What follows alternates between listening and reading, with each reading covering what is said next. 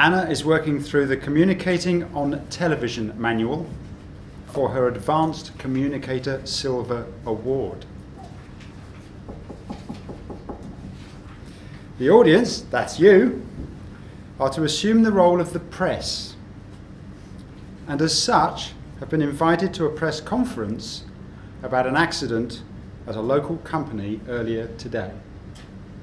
Anna will give a 4 to 6 minute briefing about that event and then open the discussion with 8 to 10 minutes of Q&A. That's question and answers for anybody that doesn't understand that. Anna suggests that whilst the briefing is being delivered, that you might like to think about the questions you want to ask later. Fellow Toastmasters and most welcome guest Steve. Anna Joeffroy with a speech entitled A Press Release on Behalf of Wind Turbine Services. A Press Release on Behalf of Wind Turbine Services, Anna Joeffroy.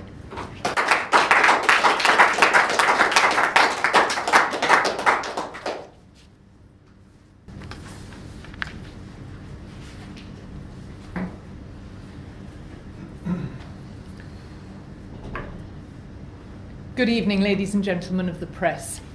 Thank you for coming this evening. This afternoon at 3:40, a man was killed and 2 people were seriously injured when a blade from a wind turbine situated at Barn End Farm in Windy Nook in Breadbridge broke away from its housing. The blade broke up as it hit the ground and part of it ended up on the A97, striking a passing car and killing the driver instantly. The driver was later identified as being John Shields. Mr. Shields, who was from Hatfield, was travelling south on the A97 towards London. His 2 passengers, who have not yet been identified, were seriously injured and have been taken to Breadbridge Infirmary, where this evening they were described as being in a serious condition but stable. Their relatives are being informed. The wind farm, which is operated by British Wind Services and consisting of 16 turbines, was immediately shut down and full investigation has been ordered to find where the problem has arisen. The Managing Director, Mark Shearer, said, "May I first express my condolences to the victims and assure them that we will leave no stone unturned in finding the reason for this terrible accident. It is unacceptable to us that our machines should offer any risk to the public. We also want the public to be assured that the turbines will not be allowed to restart until a full investigation has established the cause and any adjustments or repairs made. That investigation has already begun. This is an incident that we were always confident was an impossibility, and we are horrified and incredulous that it could happen." The site foreman, Jim Haddon, said the safety procedures at the farm are rigorously followed to and beyond the manufacturer's specific instructions. According to safety inspection records, the turbine in question was checked 2 weeks ago and no wear or problems were reported. The recommended safety checks are for every 4 weeks. The manufacturer of the turbine involved in today's incident are Anglia Turbines. They have been manufacturing turbines of this type since they were designed in 1996, and they have expressed their condolences and their shock at the incident.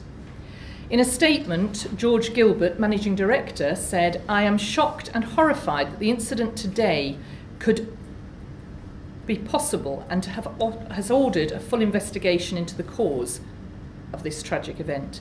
This turbine is one of the most commonly used and has a clean track record for the last 18 years. He declined to make any further comment on the turbines until the investigation is complete. The owners of Barn End Farm, where the turbines are situated, have also expressed their shock and sadness at the death and injury caused. They have assured locals that the other turbines will not be restarted until they've all been rigorously checked out and the cause of failure established for the damaged turbine.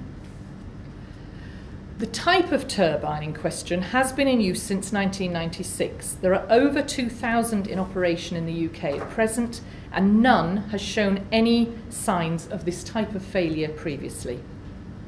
This farm has been in operation since 2008, and the turbine was manufactured in 2008. The turbines are situated in a field well back from the road and are regularly checked and serviced. They have a life expectancy of 15 years before a full refurbishment would be recommended by the manufacturers. A full investigation is being carried out by Health and Safety as well as the police. There is also an internal investigation being done by the manufacturers of the turbine, Anglia turbines, as well as our own investigation, which, as I said, is already underway. A government statement has been issued saying that this has been a shocking and sad incident, and they have expressed condolences to the victims and said they will await the report from the police, Health and Safety and the manufacturers before deciding if any action was necessary to safeguard the public living near wind farms. I thank you, and I'm happy to take any questions you have. Yes, sir. Why isn't your MD here? Because he is at the site. He's most keen to find out exactly what has happened and to be able to get things sorted out. Thank you. Anybody else? You said you had 2,000 of the turbines in operation? We don't have 2,000. There are 2,000 of these turbines which were manufactured by Anglia Turbines, and they have constructed 2,000 of them. There are 2,000 in operation throughout the country. You said the only ones you've shut down are the ones on this particular farm? At the moment, I believe that is true, sir. So we're not concerned that this is a widespread problem? In the last 18 years, since the turbines have started working, there's been no reason, there's been nothing to suspect that there is anything with any of the others. Should there be anything come up from the others, from the investigations we have, then I would think that it's up to the turbine company, but I would think they will react very quickly. Yes? Are these turbines ever serviced or checked out to make sure this sort of thing can't happen? Yes, what I was saying was, first of all, there is a life expectancy of 15 years that when they are recommended that they are completely refurbished, but the checks are done every 4 weeks, and this particular turbine was checked 2 weeks ago. Is there a reason why this particular turbine was built so close to a road? As I say, it was in a field well away from the road. It was just, obviously the investigation will tell us what happened and how it happened. Thank you. Can I ask what's being done to support the families of the deceased and the injured people? The families are are at the hospital with people at the moment, and the companies involved are all making sure that there are people that will take up their case and look after them.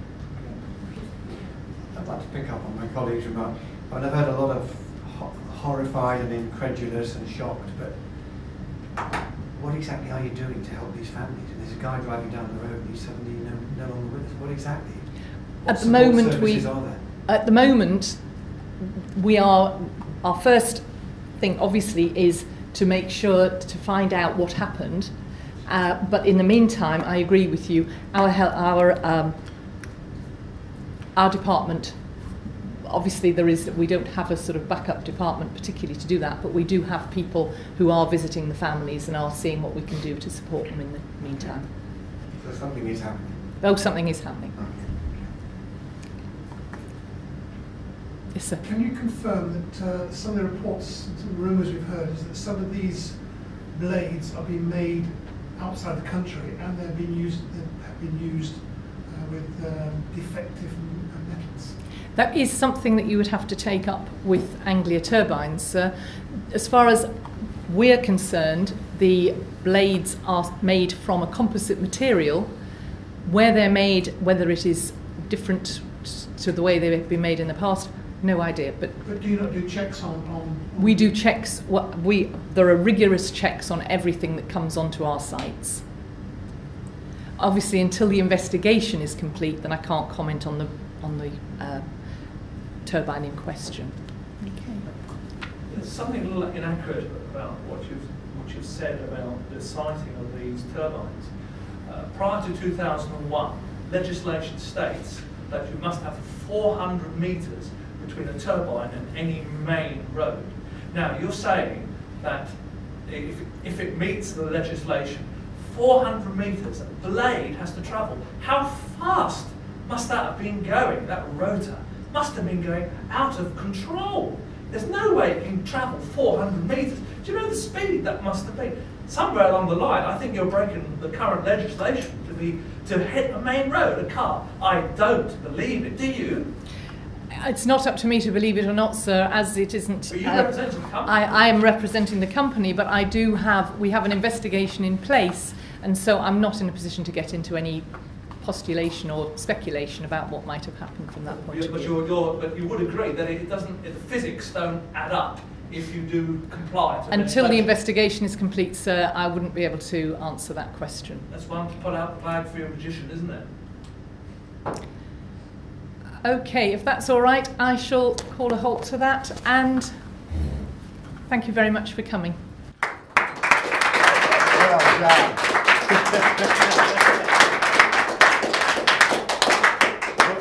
Of all the topics, you put yourself through that. Fantastic. Can I have 1 minute on the clock, please?